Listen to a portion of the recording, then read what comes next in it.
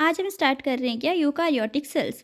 Eukaryotic sales क्या होते हैं हमारे? यूकारियोटिक सेल्स हमारे वो सेल्स होते हैं जिनमें वेल डिफाइंड न्यूक्लियस होता है। ऐसे हम सेल बनाते हैं और सेल में एक वेल डिफाइंड न्यूक्लियस बनाते हैं, है ना। ये जो हम बना रहे हैं इसको हम क्या बोलते हैं? बाउंड्री जो है ये सेल मेम्ब्रेन इसको हम बोलते हैं। तो जो हमारे यूकारियोटिक सेल्स होते हैं उनमें वेल डिफाइंड न्यूक्लियस होता है। अभी तक जो हमने क्या पढ़ा है अभी तक?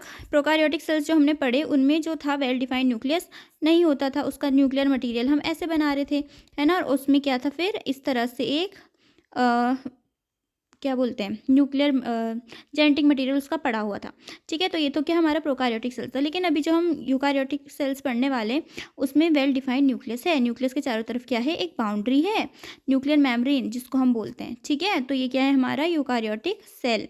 यूकारियोटिक सेल्स में और भी ज़्यादा सेल ऑर्गेनेलीज थी। इसमें हमने केवल एक सेल ऑर्गेनेली पढ़ी है, एक तो नहीं वैसे काफ़ी पढ़ी, पर राइबोसोम्स जो थे हमने पढ़े इसमें कि राइबोसोम्स नाम की सेल ऑर्गेनेली इसमें होती है। इसमें भी राइबोसोम्स होते हैं यूकारियोटिक में, लेकिन राइबोसोम्स के अलावा इसमें एंडोप्लाज्मिक रेटिकुलम भी होता है, ठीक है। प्लास्टिड्स होते हैं, फिर हमारा माइटोकॉन्ड्रिया होता है ना। और भी बहुत सारी चीज़ें इसमें होती हैं, एक एक करके पढ़ेंगे अभी हम।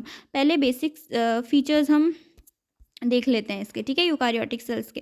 तो जो हमारा यूकारियोटिक सेल होता है it includes all protist, plants, animals and fungi. जितने भी प्रोटिस्टा ग्रुप के अंदर थे, जैसे हमारे यूग्लिना हो गया, ठीक है, और फिर हमारा अमीबा हो गया, ये सारे के सारे किस में आते हैं? Eukaryotic. Paramecium, they are eukaryotic organisms.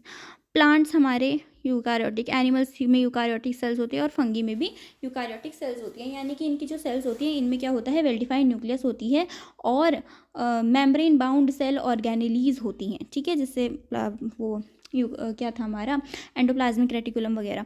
फिर जो हमारा यूकारियोटिक सेल्स होता है, हाँ वही देखो, मेम्ब्रेन बाउंड सेल ऑर्गेनेलीज इसमें होती हैं। फिर जो हमारा यूकारियोटिक सेल होता है उसमें न्यूक्लियस ऑर्गेनाइज्ड होता है और न्यूक्लियस के चारों तरफ क्या होती है? Nuclear membrane. ये जो है ना हमारी boundary, it is nuclear membrane. They have widely variety of locomotory and cytoskeletal structures. Locomotory के ऑर्गन्स होते हैं। सीलिया पढ़ा है हमने, पैरामीशियम जब हम पढ़ते हैं, पैरामीशियम में हम इस तरह से ऐसे बनाते हैं। सीलिया लोकोमोशन के लिए होता है ना। सेल ही तो है पैरामीशियम, अमीबा वगैरह, है ना। फिर हमारा फ्लैजिला भी होता है कुछ कुछ ऑर्गेनिजम्स में, ठीक है, यूग्लिना में। तो दे आर व्हाट?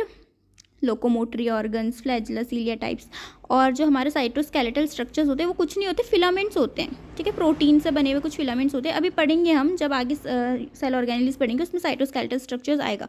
तो साइटोस्केलेटल स्ट्रक्चर्स कुछ नहीं होते, बस प्रोटीन के क्या होते हैं? कुछ फिलामेंट्स होते हैं, उनको हम साइटोस्केलेटल स्ट्रक्चर्स बोलते हैं। इनका जो जेनेटिक मटीरियल होता है यूकारियोटिक सेल्स का, वो क्रोमोजोम्स में ऑर्गेनाइज होता है, ठीक है, क्रोमोजोम्स होते हैं, ऐसे बस पढ़ा नहीं रहता।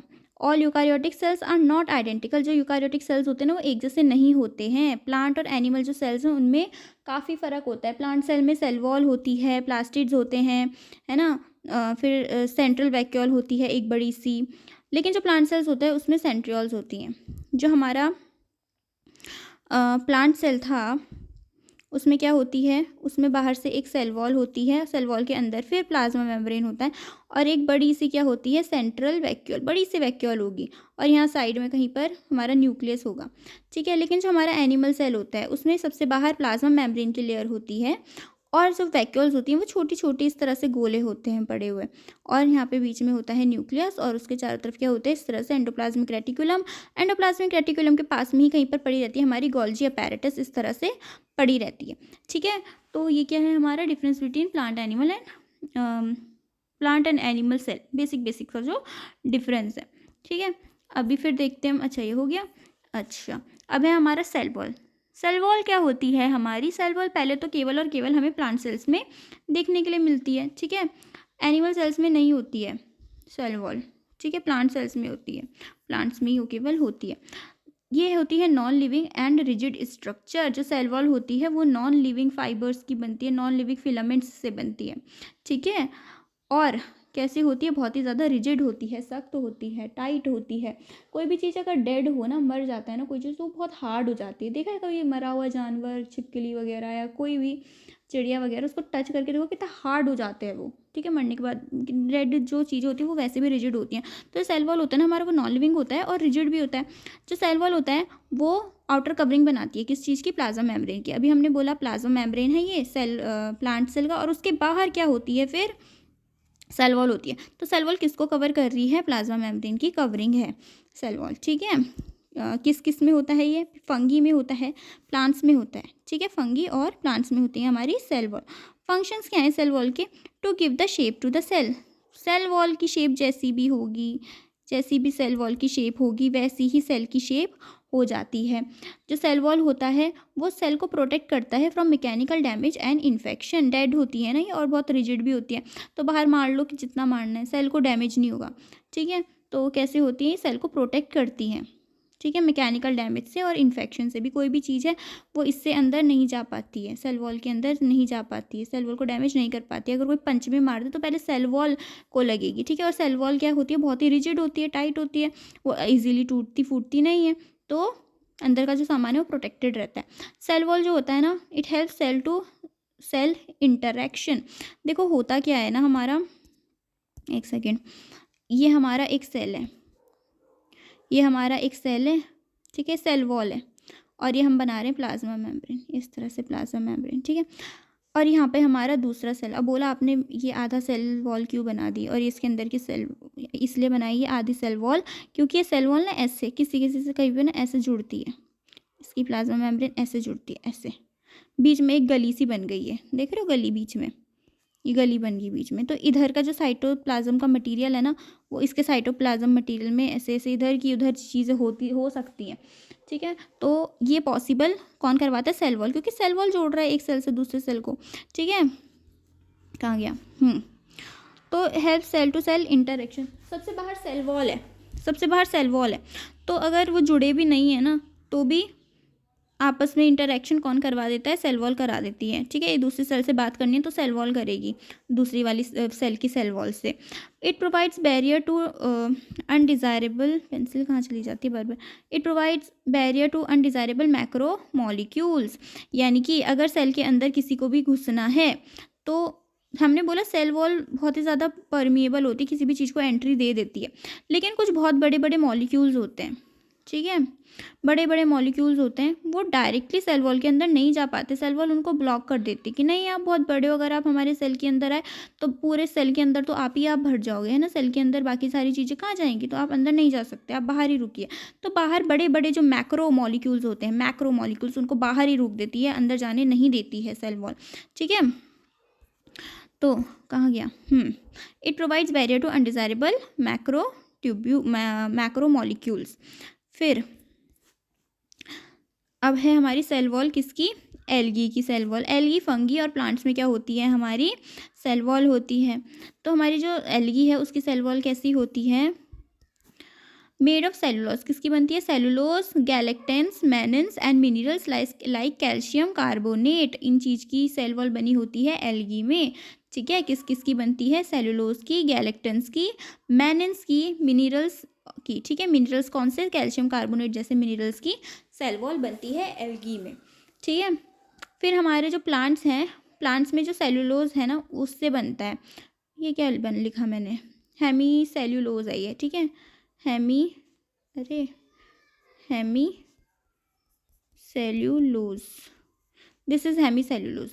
तो सेल वॉल प्लांट्स में किसकी बनती है? सेलुलोज की बनती है, कॉमा हेमी सेलुलोज पैक्टिन और प्रोटीन से मिलकर के क्या बनती है? प्लांट की सेल वॉल बनती है। उसमें ज़्यादा से ज़्यादातर ना सेलुलोज प्रेजेंट होता है, तो इसलिए हम बोलते हैं सेलुलोज की बनी होती है प्लांट, पर उसमें और भी चीज़ें होती है जैसे हेमी सेलुलोज, पैक्टिन, प्रोटीन, ठीक है।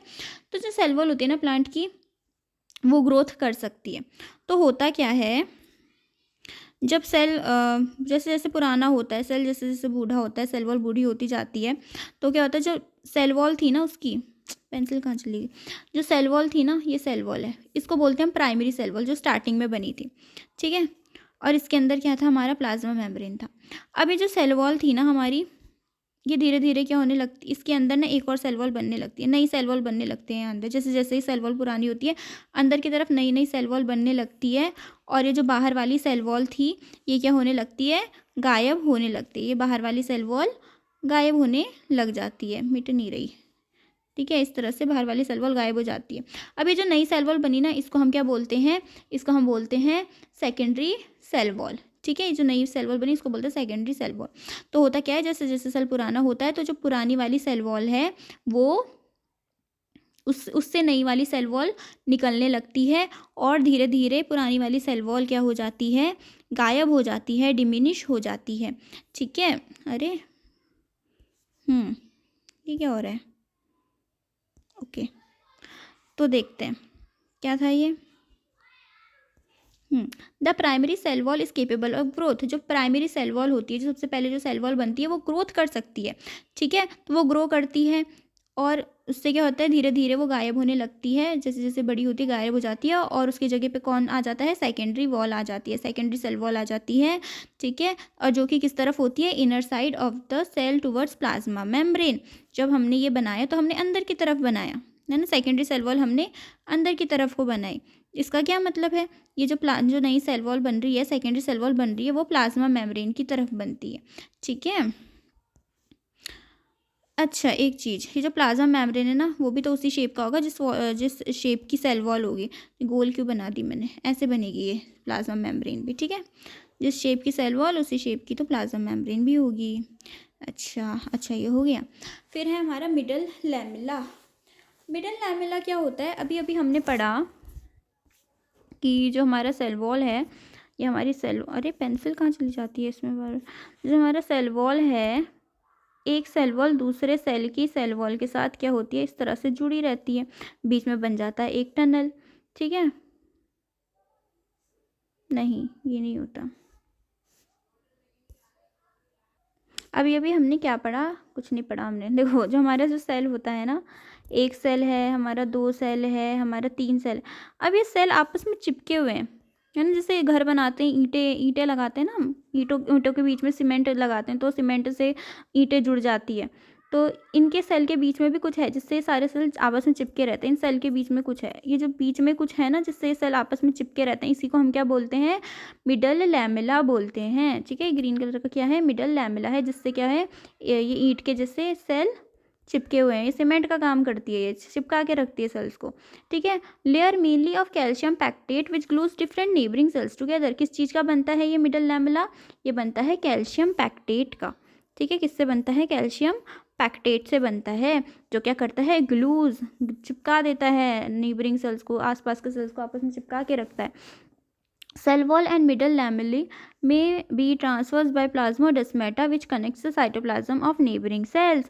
या तो बीच में मिडल लैमेला होगा, चिपके हुए हैं आपस में। ठीक है, कुछ सेल्स हमने पढ़ा इस तरह से सेल वॉल है और इस तरह से दूसरे सेल के सेल वॉल के साथ इस तरह से चिपकी हुई है, बीच में बन गया ये गलियारा। ये जो गलियारा बना, ये जो गली बनी बीच में, इसी का नाम क्या है, प्लाज्मोडेस्मेटा है। ठीक है, तो प्लाज्मोडेस्मेटा क्या करता है, एक बीच में वो बना देता है, जगह बना देता है, जिससे क्या होता है, ये जो अंदर का साइटोप्लाज्म है ना, वो आपस में चीज़ें वो कर सकते हैं, शेयर कर सकते हैं। ठीक है, तो cell wall and middle lamellae में be traversed by plasmodesmata which connects the cytoplasm of neighbouring cells. ठीक है, कनेक्शन बना देता है नेबरिंग सेल्स के बीच में प्लाज्मोडेस्मेटा। तो ये क्या हो गया हमारा कंप्लीट, सेल वॉल एंड क्या पढ़ा हमने, सेल वॉल के बारे में पढ़ा और क्या पढ़ा, यूकारियोटिक सेल्स के बारे में पढ़ा। कल से हम दूसरी सेल ऑर्गेनेलीज पढ़ेंगे। कल हम पढ़ेंगे सेल मेम्ब्रेन के बारे में, बड़ा इंटरेस्टिंग स्ट्रक्चर है सेल मेम्ब्रेन का। ठीक है, वो पढ़ेंगे कल।